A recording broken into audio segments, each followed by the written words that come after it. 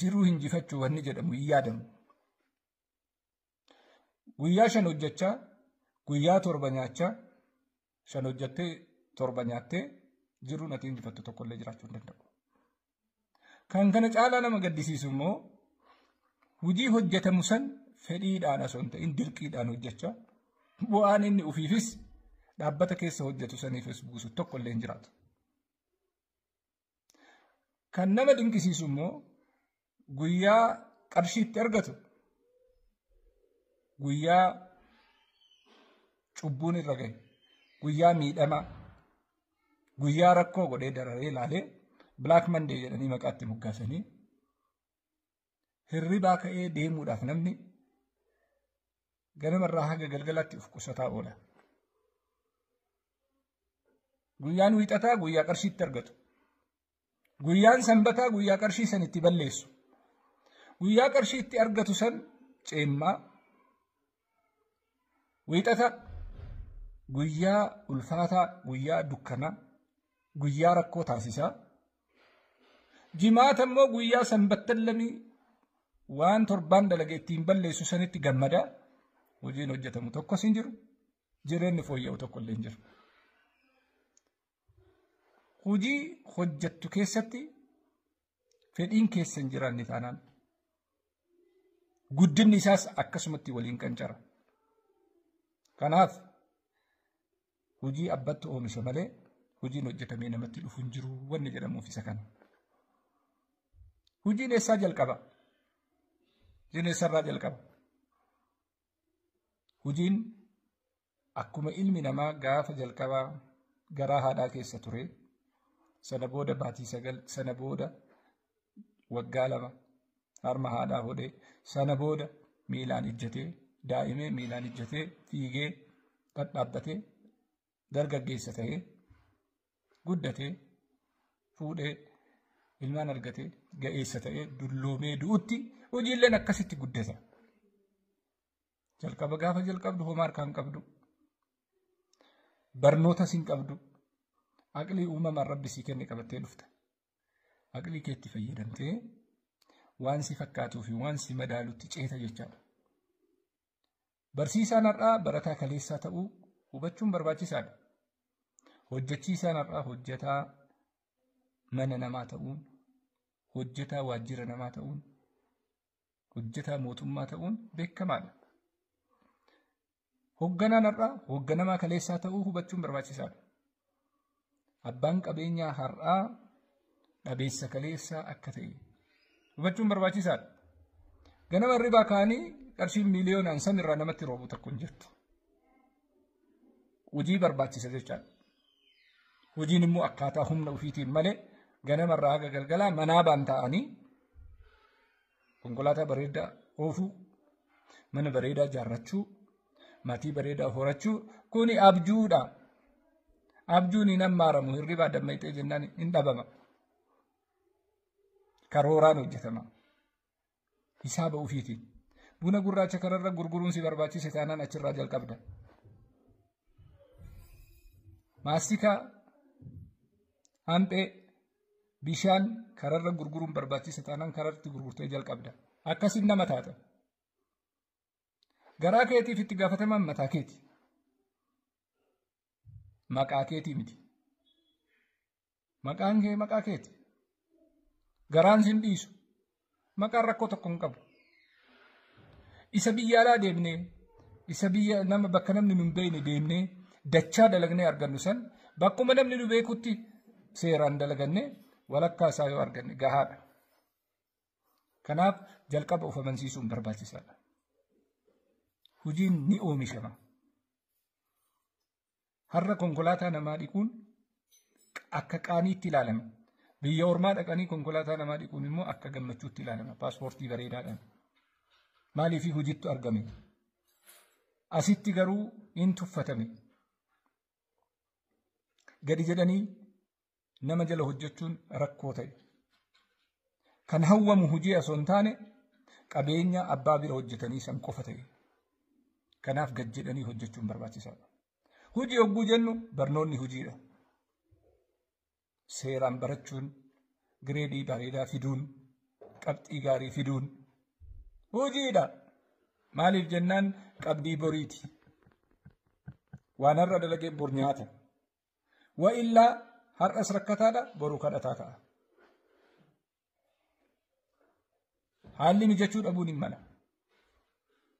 Namni haalli itti mijatee dureessa ta'e tokkollee lafarra hin jiru. Namni haalli itti mijatee biyyaa bahee biyyaan baa keessatti mana namaa dalagu tokkollee itti hin jiru. Hundumtu mijatuu dide. Sadarkaa isaatti wal adda jechaadha.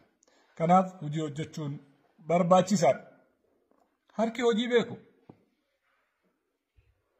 Biyya ta'ee, biyya baqaa ta'ee, bakka deemi hundatti biyyees hammaaree hojiitti jijjiira. Harki hojii hin beekne asii kaaftee biyyaan baa fiddus, biyyaa baqachiistus, biyyatti deebistus inni sanee sanuma. Maaliif jennaan harka hojii baree miti.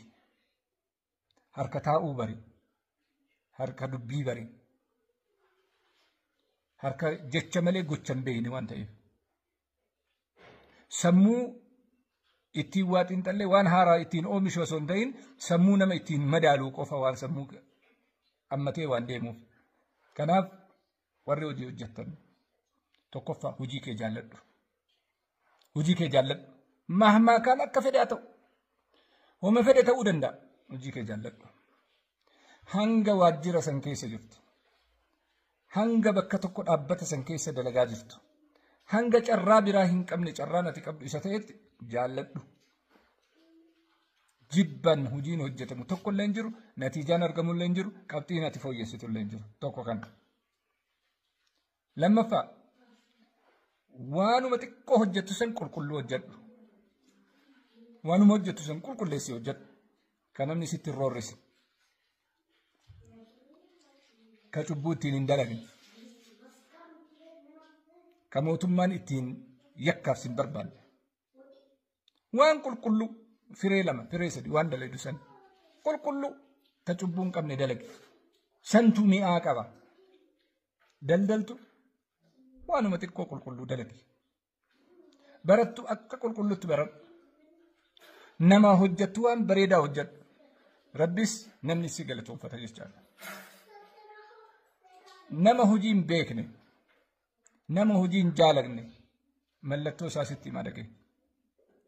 Yoo waajjira keessa kan dalagu ta'e fuula isaa dira waraqaattu diriiree argita. Tuulamee waraqaan tokko kan biraati, kun kan biraati, sun kan biraati. Yoo abbaan dhimma itti seene kaan fuudha hin laala kun isaa miti, kaan fuudha hin laala kun isaa miti. Waan uf duratti guureef hin beeku. Waraqaa kursii duratti baay'atee kursii maanaajaraa duratti wal ga'e tuulaa argite taanaan namichi hojii san hin barbaadu beeki dirqamee hojjetaa jira malee. Namni naannoo ofii environmentii keessa taa'u sarraawundiingi isaa akkuma jirutti teessuma isaa hin qulqulleeffanne hojii qulqulluu hin dalagu quba qabaadha. Faayila namaa quba hin qabu. Kamtu dursaan beeku, kamtu duuba deebi'aan beeku, kamtu mallattaa'aan beeku, kamtu sirrii hin beeku. Rakkateetu machi oolaa jira jechaadha sammuun isaa.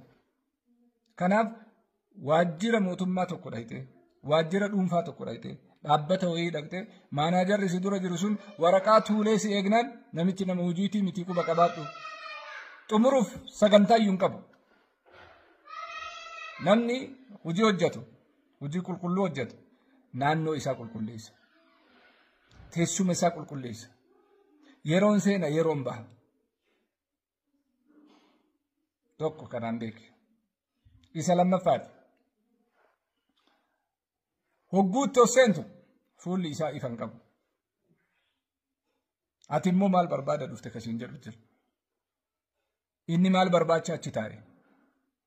Kanaaf jalqabumarraayyuu namichi sun hojii san fedhiin qabuun sii gala. Si immoo maal si hojjeta. Akkuma san gubbarraa fuudhi hanga jalaatti, hanga mana keetiitti, hanga hojjetaa si bira jirutti, hanga mataa keetiitti namni akkanaa jiraate taanaan hojii hin barbaadu. Kanaaf namni waa hojjetu.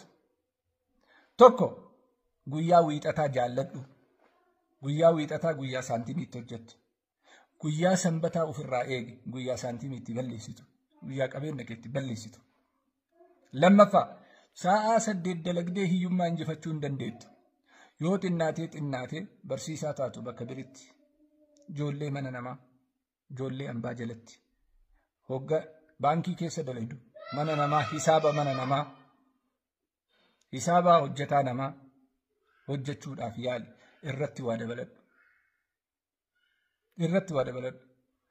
Nama waa gorsu taatu nama waa leenjisu taatu sanbattan lamii sagantaa fudhadhuuti walakkaa guyyaa jireenya keetiif oolfadhu. Hin taane taanaan jiruu injifachuu hin dandeettu. Hojii kee jaaladhu. Hojiin tartiiba qaba. Fakkeenya tokko qofa isinii kenna. Warri qonnaa lafti hektaara tokkoo boqqolloo 70,000 bahuu jedhu miila isaa. Boqqolloo 70,000 bahaa jedhu. Boqqolloon kun hogguu ol bahu tokko 2 yookaan 3 dhala. Abareejitti yoo deebifne tokko dhala jechaadha.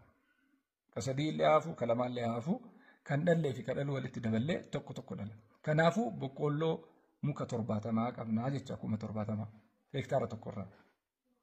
Boqqolloon kun yoo guddatee bilchaatee gogee haamame hektaarri kun kuntaala 30-40 bahuu danda'a. Kuntaalli 30 ammoo yoo numa gurgurte qamadiin kuntaala 3,000 gurguramaa boqqolloon 3,000 yoo kan gurguramu taate irri 90 gurguramaa jechaadha. Xaa'oo booda, ifaajee booda, sanyii booda, waa hunda booda jechaadha. Tayyib isuma kana fiddee immoo yoo asheeta gootee gurgurte boqqolloon asheeta yoo xiqqaate tokko birrii 10 gurgurama. Tokko birrii 10 yoo xiqqaate yookiin birrii 20-15 gurgurama. 10 yoo gurguratte boqqolloon 70,000 birrii meeqa naa baasaa hisaaba godhachuu qabda. Gaafa goysitee gurgurte kuntaala 30 meeqatti gurgurtaa beeki. Gaafa jiidhaa isaa gurgurte boqqollee miila 70,000 kana meeqatti gurgurtaa hisaaba godhadhu. Kun 70,000 sii baasee kun birrii 1,700 sii baasa jechaadha. Kun maal inni sammuu dalaysiisuun fedhiidhaan dalaguun waan dalagaa jiran san itti dhimmamanii waan kiyya jedhanii itti amanuudhaan ifaajeelis hir'istee ayisuuzii fidatee namni balbala kee dhaabbatee ofii irraa guuratee birrii 10 birrii 7 firee isaa sirraa bitee waan birrii 50,000 achii argattu asitti 500 irraa fudhattee galte jechaadha. Tartiiba isaa beekuun barbaachisaadha. Tartiiba beekuuf immoo fedhiin jiraachuun barbaachisaadha. Fedhiin jiraachuuf waan itti ramadaman san jaalachuun barbaachisaadha. Akkas taanaan jireenya kee fooyyessuu dandeetta. Warri hojii harkaa qabdu hojii kee xiqqaa jettee hin tuffatiin. Waan ati har'a hojjechaa jirtu kana uummata miiliyoonaan lakkaa'amutu hawwaa beeki. Waajjira ati har'a keessa jirtu kana miiliyoonaan kan lakkaa'amutu barbaada beeki. Qabeenya ati harkaa qabdu kana miiliyoonaan kan lakkaa'amutu barbaada beeki. Biyyi tun biyya hiyyeetti, biyya miskiinati. Biyya waliigalatti Hayila Sillaasee irraa jalqabee ilaa guyyaa har'aatti makiinaan miiliyoona takkaa fi walakkaa bira hin darbini beeki. Ka caccabe, ka dhume, ka biyyaa bahe, ka targaan isaa lakkoofsama, gabateen isaa tokko irraa jalqabee hanga har'aatti uummata miiliyoona 130 makiinaan miiliyoona takkaa fi walakkaan keessa hin jirre. Kanaaf waan ati sadarkaa ati irra jirtu kana nama miiliyoona 100 wayituu barbaacha deemaa jira. Waan ati har'a hojjechaa jirtu kana nama miiliyoona 130 hawwaa jira. Waan ati harkaa qabdu kana nama miiliyoona 130 hawwaa jira waan ta'eef gad jedhii hojii kee hojjedhu. Fayyaa keetti fayyadami. Sammuu keetti fayyadami. Waan harkaa qabdu galatoonfadhu. Hojii kee kunuunfadhu. Harki kee harka hojii akka ta'u leenji'i. Of qindeessi, of sirreessi, karoora kee baafadhu. Galma barbaaddee biraan gahadhu. Wassalaamu alaikum warahmatullahi wabarakatuh.